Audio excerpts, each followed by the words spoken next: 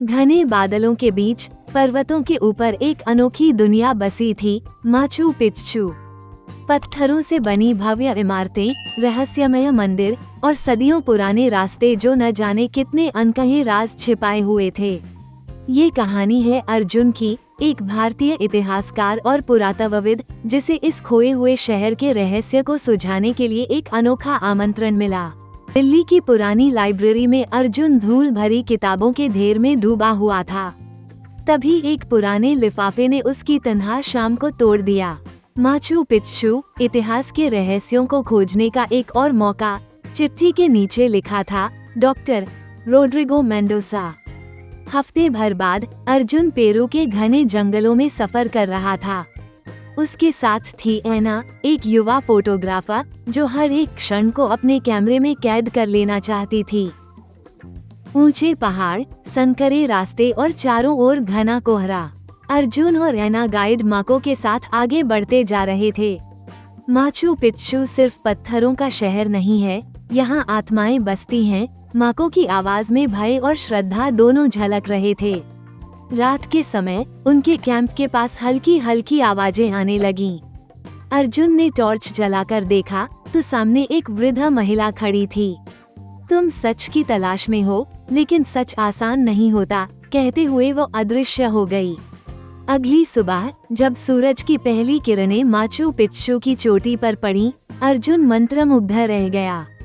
पत्थरों के बीच बने मंदिर, सूर्य के लिए बने गेट और नक्काशीदार दीवारें, मानो हर चीज कुछ कहने की कोशिश कर रही थी।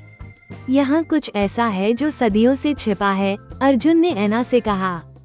उन्हें एक बंद दरवाजा मिला जिसके ऊपर क्यूचुआ भाषा में कुछ लिखा था, सत्य उन्हीं के लिए है जो दिल से खोजते हैं। दरवाजे के पीछे उन्हें एक गहरी सुरंग मिली। टॉर्च की रोशनी में उन्होंने एक विशाल कक्ष देखा जहाँ चारों ओर दीवारों पर चित्र उकेरे गए थे।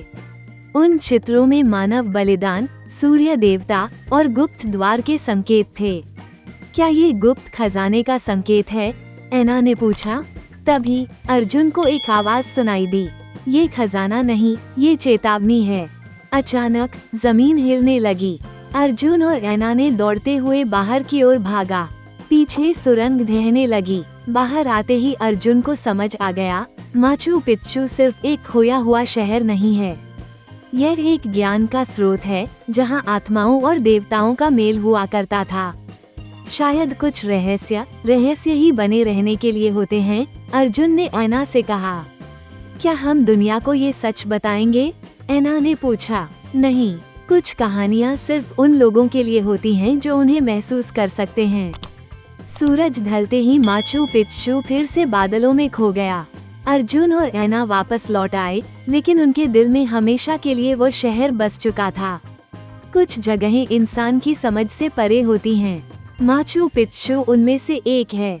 आकाश में सूरज की आखिरी किरणें बिखर गईं, मानो इतिहास ने अपनी कहानी कहकर पर्दा गिरा दिया हो।